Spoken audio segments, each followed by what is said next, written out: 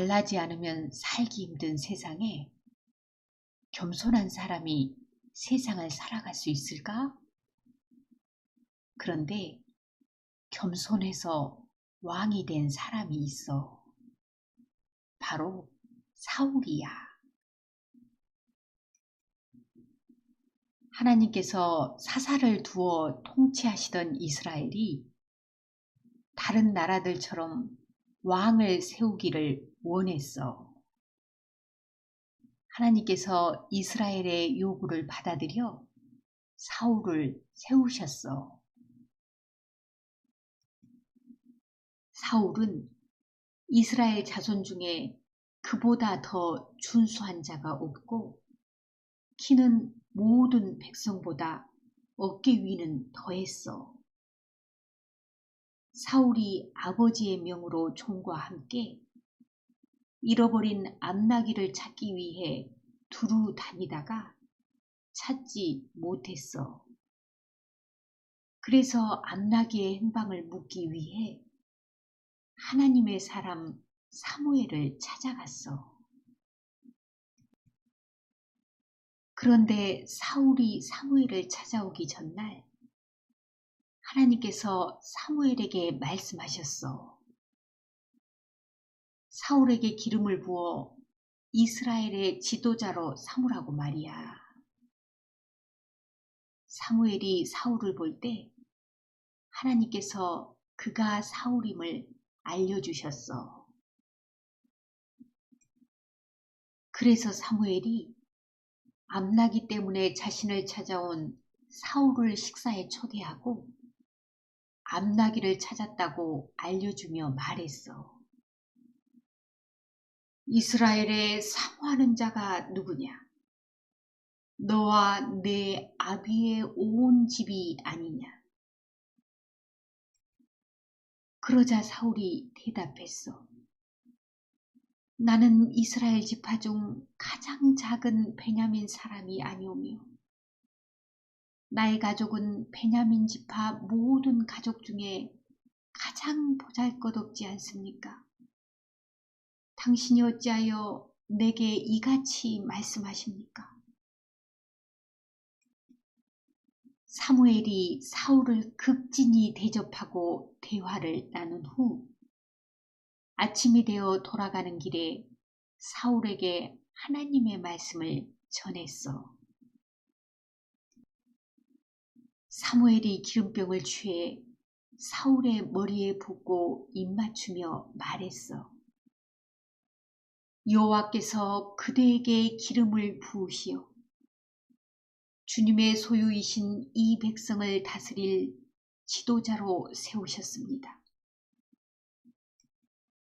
그리고 사무엘이 앞으로 사울에게 나타날 몇 가지 징조를 말해줬어. 이후 사울에게 사무엘이 말한 징조가 모두 이루어졌어. 사무엘이 왕을 세우기 위해 백성을 미스바로 불러 하나님 앞에 모았어. 사무엘이 이스라엘의 모든 지파를 앞으로 나오게 하자 하나님께서 베냐민 지파를 뽑으셨어. 또 베냐민 지파 중 더니 마드리의 가족이 뽑혔고 그 중에서 기스의 아들 사울이 뽑혔어.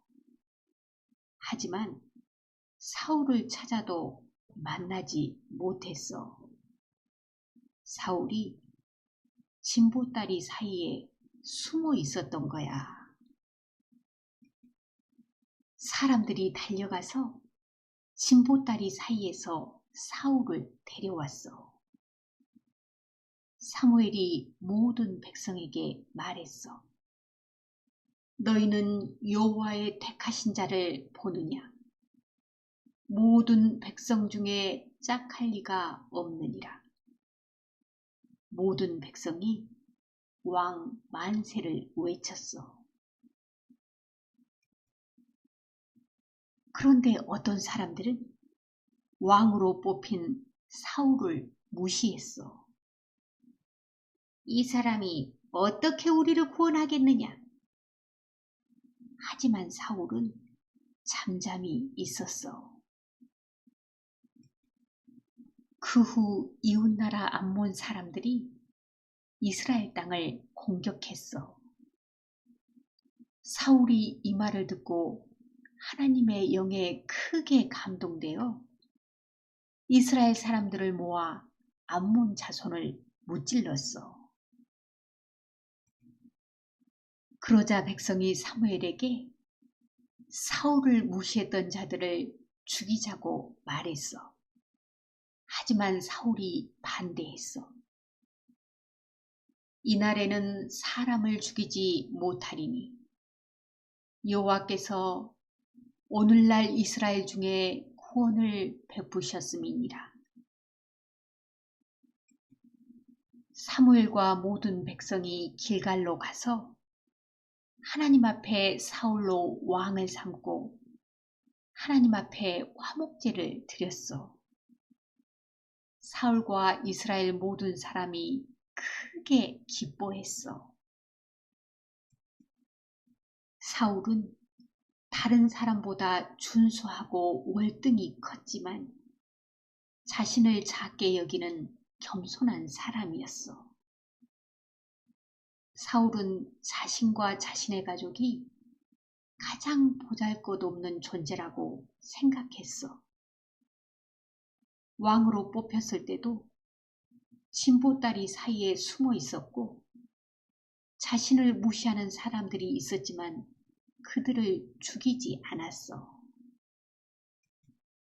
하나님께서 이스라엘의 초대왕으로 사울을 선택하신 이유가 그의 겸손함 때문이 아니었을까?